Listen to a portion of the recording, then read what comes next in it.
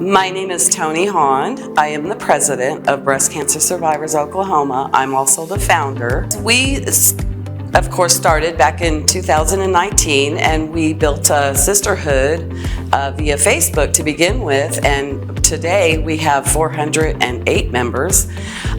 They're all breast cancer fighters and survivors from Oklahoma. The money will go towards our mission for free mammograms, which we offer free mammograms throughout the state of Oklahoma for the young and the uninsured.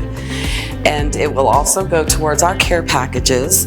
They're handmade with love, with crocheted and quilted lap blankets, beanies, and among other things. It will also go towards our mentorship program, our social get-togethers, and our events. Since we are 100% voluntary based, this donation will go 100% towards our mission.